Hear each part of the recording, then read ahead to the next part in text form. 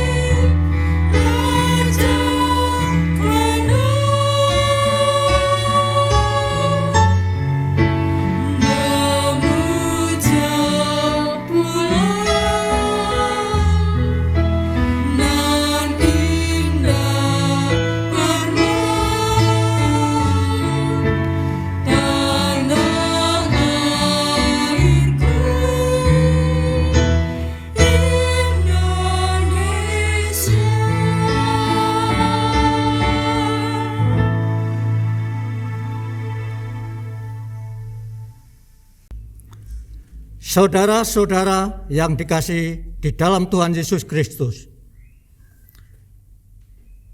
Alkitab mengajarkan kepada kita demikian. Jadi, berdirilah tegap, berikat pinggangkan kebenaran, dan berbaju sirahkan keadilan. Kakimu berkasutkan kerelaan untuk memberitakan Injil damai sejahtera. Di dalam segala keadaan, pergunakanlah perisai iman, sebab dengan perisai itu, kamu akan dapat memadamkan semua panah api dari si jahat. Dan terimalah ketopong keselamatan dan pedang roh, yaitu firman Allah. Efesus 6 ayat 14-17. Oleh karena itu, marilah kita merendahkan diri di hadapan Tuhan dan memohon pengampunan dengan mengisi kemerdekaan ini dengan aktivitas kehidupan yang membangun. Tuhan Yesus yang penuh kasih, kami mengaku dosa-dosa kami, yaitu dosa-dosa yang kami lakukan dalam pikiran, perkataan, dan perbuatan yang tidak berkenan kepadamu.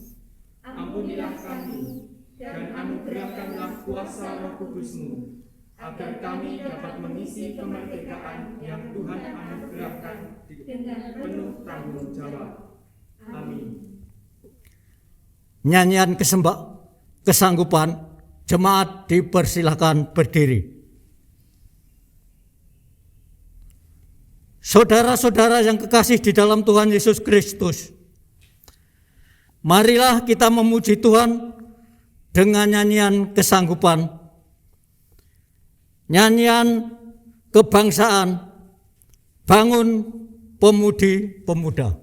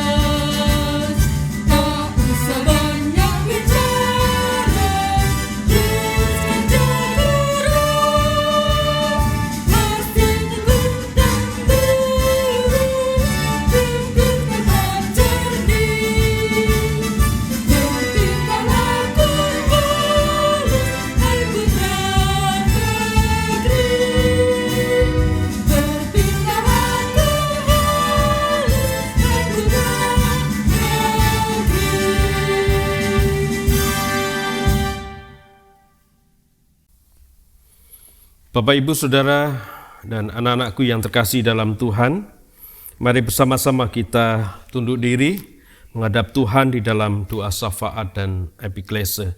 Mari kita berdoa.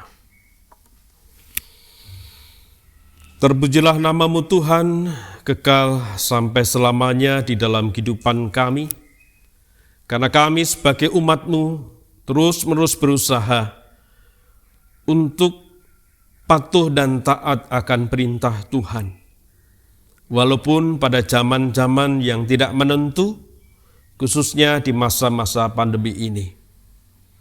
Beberapa di antara kami harus kehilangan pekerjaan, beberapa di antara kami mengalami kebosanan dengan bekerja di rumah, belajar di rumah. Sudah hampir 2 tahun ini berlalu. Tentu saja kami menghadapi persoalan-persoalan yang baru yang muncul di dalam masa-masa pandemi ini. Biarlah hikmat kebijaksanaan yang bersumber daripada Tuhan menaungi kami semua, sehingga kami semua dapat mengerti, dapat memahami dengan penuh kebijaksanaan, dan memperkecil adanya perselisihan bahkan perpecahan di antara kami. Pada kenyataan kehidupan, baik di tengah-tengah jemaat maupun masyarakat, bermunculan persoalan-persoalan di dalam keluarga. Suami istri, orang tua dengan anak-anak, dan juga dengan tetangga yang seringkali ini menjadikan persoalan-persoalan yang harus kami pecahkan bersama. Namun biarlah cinta kasih Tuhan Yesus Kristus dan hikmat yang bersumber daripada Tuhan membuat kami semakin bijaksana mensikapi hidup dan kehidupan ini untuk menjadi semakin arif akan cobaan-cobaan kehidupan ini.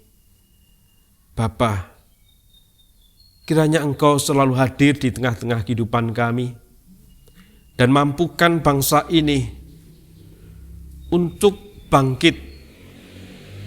Mampukan kami semua orang-orang percaya untuk menjadi pemersatu di tengah-tengah percekcokan, di tengah-tengah perpecahan, baik di dalam tubuh keluarga, jemaat maupun di tengah-tengah kehidupan bermasyarakat. Kami sadar Tuhan, cobaan-cobaan kehidupan pada masa pandemi ini tidaklah ringan, sehingga membutuhkan kerendahan hati dan kearifan dari kami semua. Maka biarlah sabda firman Tuhan akan selalu menjadi suluh langkah di dalam kehidupan kami. Dan perkenankan kami mendoakan untuk kekasih-kekasih kami yang pada saat ini mengalami sakit penyakit, sudah jumpu. Biarlah cinta kasih Tuhan juga mengalir melalui kekasih-kekasih kami, orang-orang percaya yang selalu mendoakan, dan juga keluarganya. Dan kami berdoa juga untuk mereka-mereka yang pada saat ini berulang tahun, baik bertambahnya umur maupun ulang tahun pernikahan. Biarlah kehidupan yang sudah dijalaninya menjadikan mereka semakin arif, bijaksana, dan mencapai kualitas dan nilai kehidupan yang semakin baik, sehingga kehidupannya akan bisa menjadikan berkat bagi sesamanya. Demikian pula gereja Tuhan, GKJ Jatinom yang juga semakin bertambah umur. Kiranya bertambahnya umur ini menjadikan gereja juga bertambah kebijaksanaan di dalam memberikan pelayanan yang terbaik bagi warga gerejanya maupun masyarakat di sekitarnya. Dengan demikian, gereja akan menjadi terang, menjadi garam bagi masyarakat yang ada di sekitarnya. Dan biarlah pemimpin-pemimpin kami dari daerah maupun sampai di tingkat pusat semakin bijaksana ketika menghadapi berbagai macam cobaan-cobaan pelayanan di dalam kehidupan dan tanggung jawab mereka, sehingga menjadi semakin arif di dalam menata kehidupan bangsa dan masyarakatnya. Sebentar lagi kami akan mendengarkan sabda firman Tuhan, dan biarlah Tuhan sendirilah yang mengurapi kami dengan Roh Kudus-Mu, juga hamba Tuhan yang Tuhan panggil untuk mengantarkannya, supaya sabda firman Tuhan tidak menjadi sia-sia di dalam kehidupan kami. Kami serahkan seluruh rangkaian doa kami di dalam nama Tuhan kami, Yesus Kristus. Amin.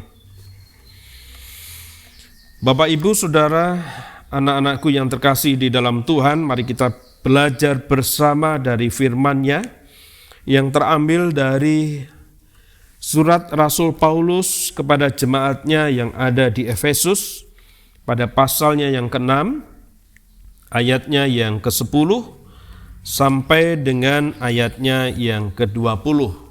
Ini adalah bagian rangkaian ayat leksionari. Sabda firman Tuhan berbunyi demikian. Perlengkapan rohani. Akhirnya, hendaklah kamu kuat di dalam Tuhan, di dalam kekuatan kuasa-Nya. Kenakanlah seluruh perlengkapan senjata Allah, supaya kamu dapat bertahan melawan tipu muslihat iblis. Karena perjuangan kita bukanlah melawan darah dan daging, tetapi melawan pemerintah-pemerintah, melawan penguasa-penguasa, melawan penghulu-penghulu dunia yang gelap ini, melawan roh-roh jahat di udara. Sebab itu ambillah seluruh perlengkapan senjata Allah, supaya kamu dapat mengadakan perlawanan pada hari yang jahat itu dan tetap berdiri sesudah kamu menyelesaikan segala sesuatu. Jadi, berdirilah tegap, berikat pinggangkan kebenaran dan berbaju sirahkan keadilan. Kakimu berkasutkan kerelaan untuk memberitakan Injil damai sejahtera. Dalam segala keadaan, pergunakanlah perisai iman. Sebab dengan perisai itu kamu akan dapat memadamkan semua panah api dari si jahat. Dan terimalah ketopong keselamatan dan pedang roh, yaitu firman Allah. Dalam segala doa dan permohonan, berdoalah setiap waktu di dalam roh dan berjaga-jagalah di dalam doamu itu dengan permohonan yang tak putus-putusnya untuk segala orang kudus. Juga untuk aku, supaya kepadaku, jika aku membuka mulutku, dikaruniakan perkataan yang benar, agar dengan kebenaran aku memberitakan rahasia Injil yang kulayani sebagai utusan yang dipenjarakan. Berdoalah supaya dengan keberanian aku menyatakannya sebagaimana seharusnya aku berbicara. Demikianlah sabda firman Tuhan. Yang berbahagia adalah kita yang mendengarkan sabda firman Tuhan dan memelihara di dalam kehidupan sehari-hari. Haleluya.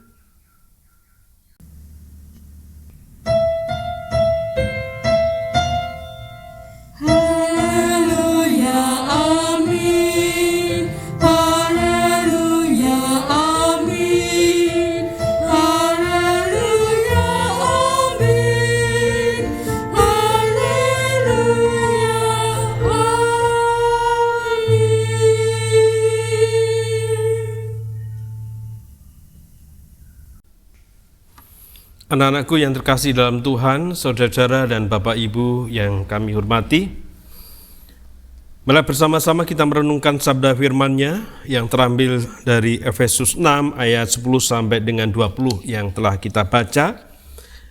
Saya akan memberikan sebuah judul, Teguhlah berjuang melawan roh-roh pemecah belah bangsa. Saudaraku yang terkasih dalam Tuhan, kalau kita hayati keadaan bangsa ini, kita akan melihat bahwa masyarakat kita ini kelihatannya masih sangat rentan untuk dipecah belah. Baik itu atas nama suku, atas nama agama, ras, dan antar golongan atau sara. Berdasarkan hasil sebuah penelitian dari Setara Institute for Democracy and Peace, dari 20 provinsi di Indonesia, Setara Institut menemukan setidaknya terdapat 109 peristiwa pelanggaran terhadap kebebasan beragama dan berkeyakinan, dengan 136 tindakan pelanggaran di bulan Januari sampai dengan Juni. Jelas, ini suatu tindakan pelanggaran yang meliputi adanya suatu intoleransi, pelaporan penodaan agama, ujaran kebencian, dan juga diskriminasi.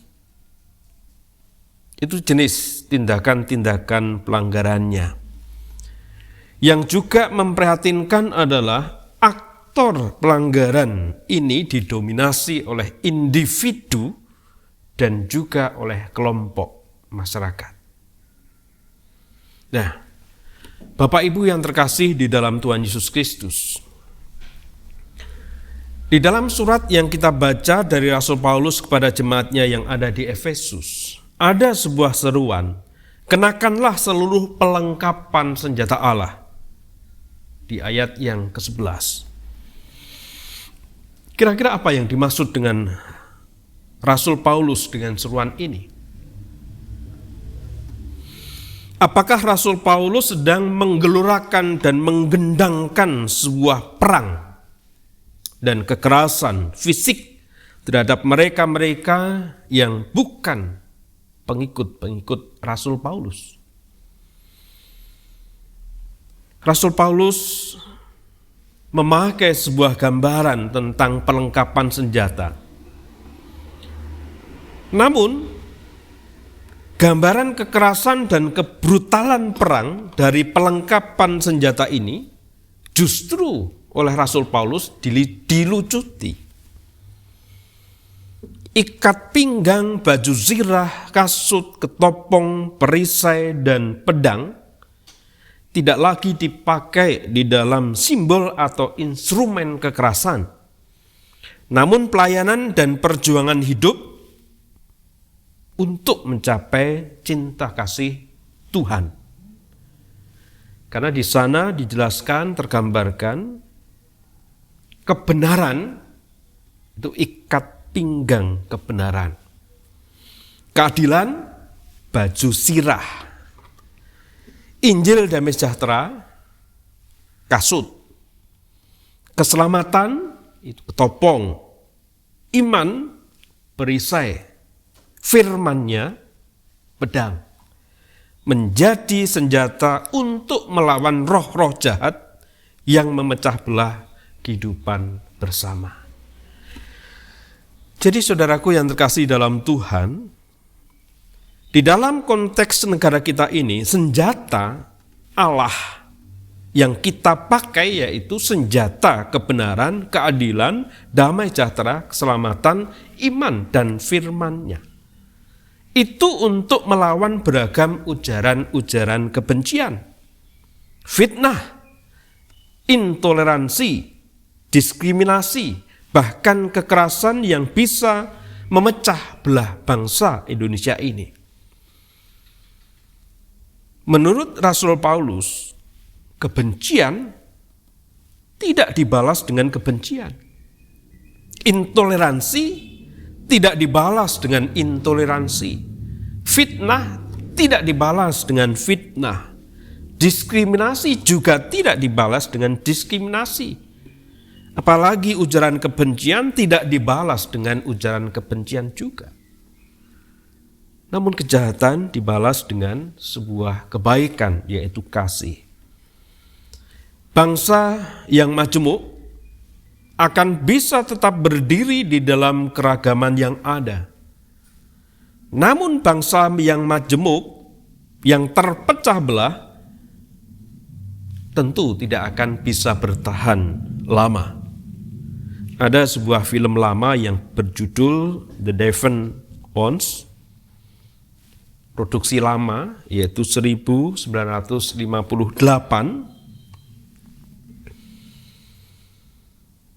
Itu bisa menjadi sebuah kisah yang menarik dan menjadi ilustrasi kita di pagi hari ini. Film itu dikisahkan ada 2 orang tahanan yang kabur dan di dalam kaburnya itu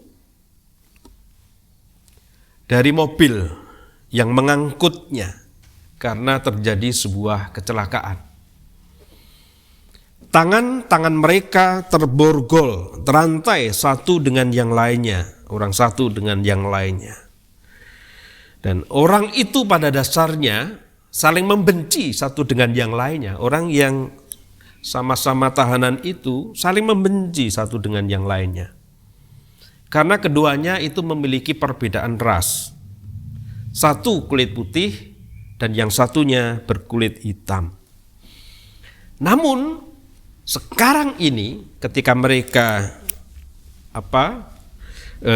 lolos dari sebuah mobil yang mengangkut mereka karena kecelakaan, mereka harus bekerja sama karena ingin bertahan untuk hidup. Namun lambat laun ternyata mereka bisa bekerja sama karena mempunyai respek dan akhirnya menyukai satu dengan yang lainnya. Ras, warna kulit tidak menjadi penghalang bagi mereka. Saudara yang terkasih dalam Tuhan, bangsa majemuk tidak akan bertahan hidup lama jikalau masyarakatnya yang majemuk ini hidup dalam polarisasi dan membiarkan diri untuk terpecah belah atas nama SARA. Bangsa yang majemuk hanya dapat bertahan hidup jikalau masyarakatnya yang majemuk itu mau untuk bekerja sama, respek terhadap keberagaman yang satu dengan yang lainnya. Bahkan kita bisa memulai dengan sebuah hal yang sederhana. Contohnya, kita dengan teman muslim bisa menghilangkan perbedaan-perbedaan ini. Jangan lagi untuk mengatakan kepada mereka bahwa mereka itu golongan dari Ismail. Dan kita adalah golongan dari Iskak. Tetapi kita bisa menyampaikan kepada mereka, aku dan saudara kita ini adalah sama-sama anak Abraham. Dari sanalah kita akan bisa saling respek satu dengan yang lainnya, mampu untuk menerima keberadaan yang berbeda ini. Nah, oleh karena itu Bapak, Ibu, dan Saudara yang terkasih dalam Tuhan, mari tetaplah kita berjuang untuk menyatukan mereka-mereka yang berbeda daripada memecah belah yang ada. Jadilah saya dan saudara menjadi benang dan juga jarum yang menyatukan kain satu dengan kain yang lain untuk disatukan, diracut menjadi satu. Jangan menjadi gunting yang justru memisahkan kain yang satu dengan kain yang lain. Saya yakin keperbedaan kita akan bisa menjadi kekuatan, jadi pemersatu bangsa ini. Jikalau kita mau membuka mata dan hati kita menerima keberbedaan, berjuang melawan roh-roh pemecah belah bangsa. Tuhan memberkati. Amin. Saat hening bagi kita. Jemaat yang terkasih, Tuhan begitu baik kepada kita. Oleh karena itu, marilah kita nyatakan syukur melalui pengumpulan persembahan. Bersama dengan pengumpulan persembahan, kita nyanyikan nyanyian Kidung Jemaat 337, bait 1 dan 2. Betapa kita tidak bersyukur.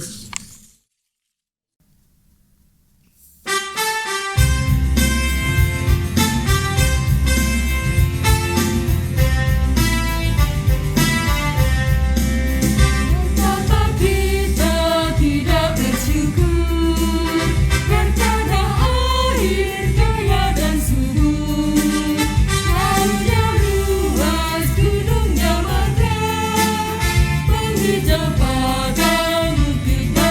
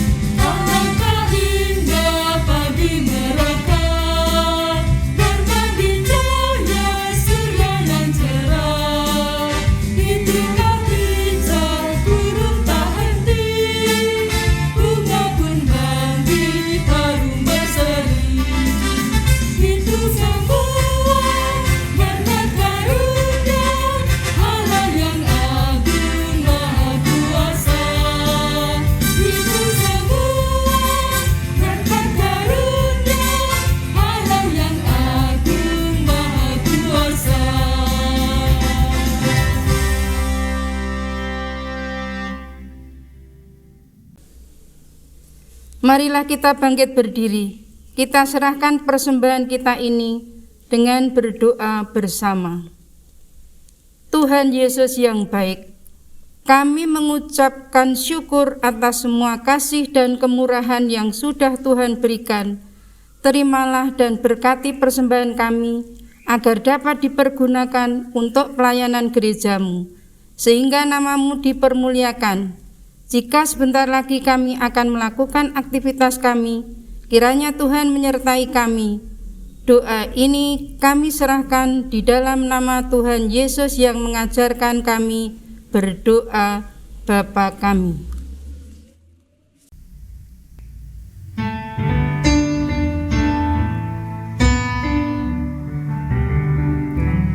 Bapa kami yang ada di surga, dikuduskanlah nama-Mu, datanglah kerajaan-Mu, jadilah kehendak-Mu di bumi seperti di surga. Beri kami hari ini makanan yang secukupnya, ampuni salah kami seperti kami ampuni yang bersalah pada kami. Jangan bawa kami dalam pencobaan, melainkan lepaskan kami dari yang jahat. Sebab Kau-Lah yang punya kerajaan dan kuasa dan kemuliaan sampai selama-lamanya. Amin.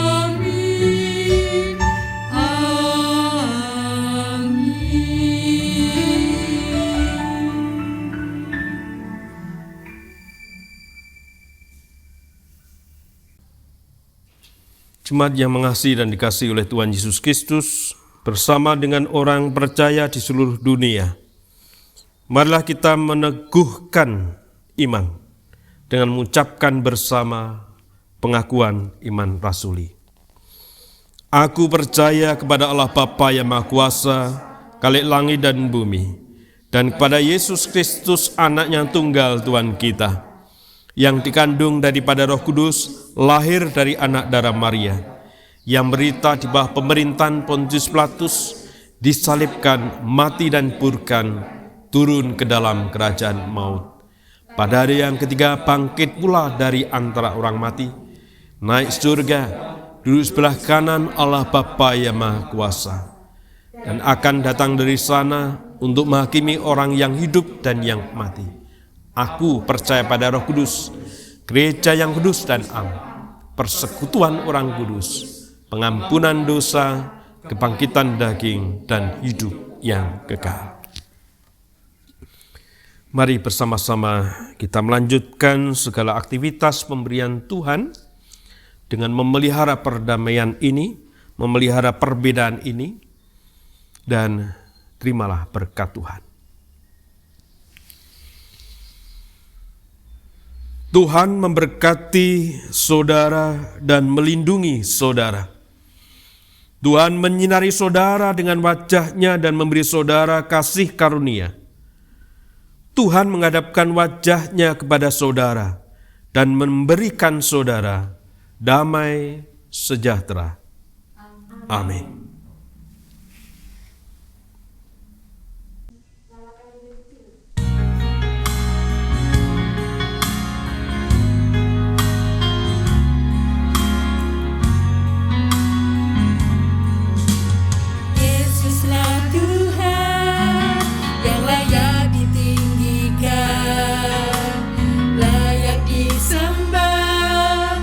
Suku-suku bangsa,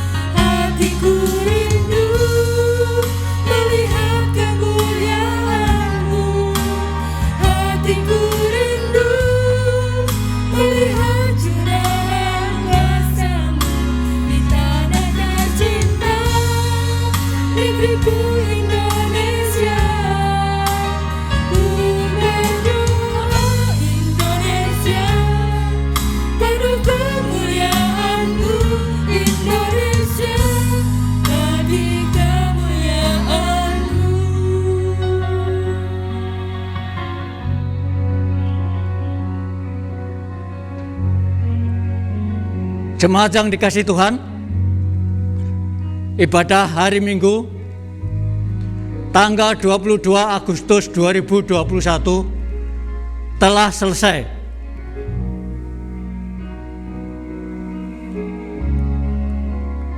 Setelah itu, marilah kita beraktivitas dengan sukacita. Jangan lupa jalani progres dari pemerintah 5M. Tuhan Yesus memberkati.